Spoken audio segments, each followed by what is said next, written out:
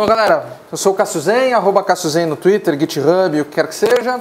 Eu trabalho com React já há 2 anos, fiz alguns projetos open source, alguns projetos fechados bastante complexos, coisas em React Native.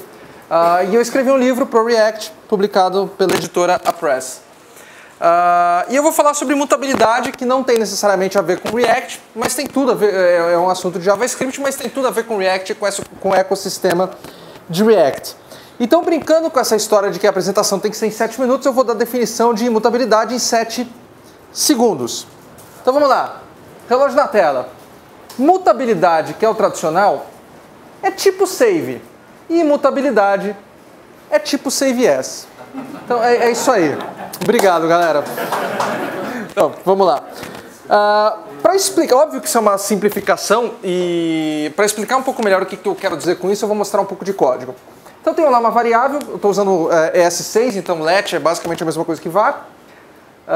Então tem uma variável que aponta para um array 1, 2, 3, e eu tenho uma variável b que é igual a a. Um programador iniciante poderia dizer que eu estou copiando o array, né, que b é uma cópia de a, mas na verdade em JavaScript o objeto é sempre passado por referência. Então b e a apontam para o mesmo array na memória. Então se eu pego b, por exemplo, e dou um push do número 4, dou um console log b vai ser um 2, 3, 4, mas se eu dou um console log a, também vai ser um 2, 3, 4. Isso é trabalhar de forma mutável, ou seja, quando eu uso um push, ele efetivamente faz uma alteração e salva por cima do meu array original. Trabalhar com imutabilidade é fazer transformações sem nunca mexer no objeto original. JavaScript tem alguns métodos que permitem fazer isso, como por exemplo concat. Então, exemplo similar, o A, array 1, 2, 3, o B é o resultado do concat, do A com 4. O concat ele vai juntar o 4, similar ao push, só que ele não altera o objeto original. Ao invés disso, ele retorna um novo array. Então, o A continua sendo 1, 2, 3 e o B, sim, é o resultado dessa operação, que é 1, 2, 3, 4. Isso é imutabilidade.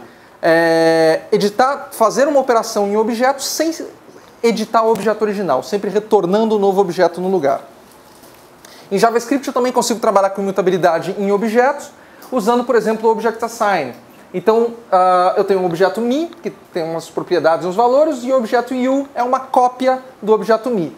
Como ele é uma cópia, eu posso alterar qualquer valor, e aí eu tenho objetos efetivamente diferentes. Um com o name Chris e um com o name Cássio. Então isso é imutabilidade, basicamente. E por que diabos isso é importante? Porque é muito importante conseguir identificar rapidamente se houve diferença entre um objeto e outro. Isso é uma coisa, é um paradigma, um mecanismo muito importante em bibliotecas como React. Para explicar essa história, eu criei um pseudocódigo aí de um componente React, óbvio que está faltando coisa aí, ele tem um mínimo para a gente exemplificar. Ele tem um construtor que seta um estado inicial do componente, um estado bastante rebuscado, cheio de array dentro de objeto, propositadamente complicado. E eu tenho lá um método checkTask, que vai pegar um desses caras e falar que done é true. Um método estúpido.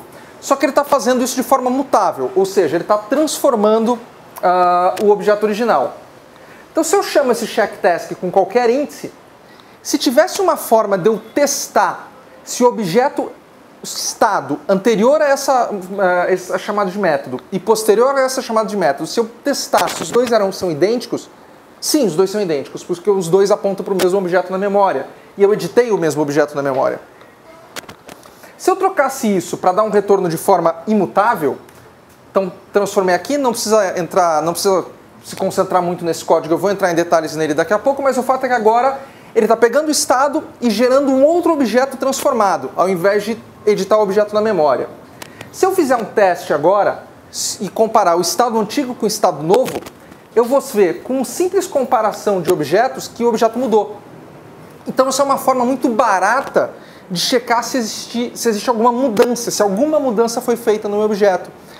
Em React a gente pode, o contrário de fazer esse check simples, seria checar propriedade a propriedade. Então fazer um loop dentro do meu objeto, checando valor a valor se mudou. Só que isso é muito, do ponto de vista de execução, é muito custoso. E não é prático de fazer isso. Então a forma mais prática que se tem de detectar se houve uma mudança é trabalhar de forma imutável e comparar diretamente de forma rasa um objeto com outro. Isso é necessário, por exemplo, se você quer fazer melhorias de performance na sua aplicação em React, se você quer usar coisas como, por exemplo, should component update, e é usado, é o mesmo mecanismo que é usado por bibliotecas como Redux. Em Redux você obrigatoriamente precisa trabalhar de forma imutável, porque ele tenta checar, comparar o objeto de estado anterior com o próximo para fazer sua funcionalidade. E para encerrar, como que eu uso? Como que eu trabalho com imutabilidade em JavaScript? Bom, esse é o código que eu tinha feito. Eu usei uma mistura de Object Assign, com Slice, com Concat. E beleza, funciona. Dá para trabalhar de forma imutável usando puramente JavaScript. Só que é uma bosta. Além de longo, complicado, propenso a erros, não é muito prático de trabalhar. Por isso existem uma série de alternativas para trabalhar com imutabilidade em JavaScript. De um lado você tem bibliotecas como Immutable.js e Mori, que te oferecem, que te propõem que você simplesmente pare de trabalhar com estruturas JavaScript tipo Object e Array. Ao invés disso, eles te fornecem estruturas completamente novas e 100% imutáveis, como maps, lists. E é mais restritivo, mas tem uma série de vantagens. Por outro lado, você tem ferramentas como React Immutability Helpers, que permitem que você continue trabalhando com estruturas de JavaScript, objetos e arrays, e te fornece facilidades para operar nesses objetos de forma imutável. Então, por exemplo, usando React Immutability Helpers, eu consigo trocar esse código por uma coisa muito mais legível, que é isso daqui.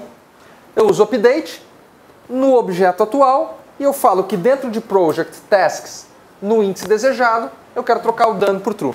Então é uma forma muito mais fácil de operar de forma imutável em cima de objetos.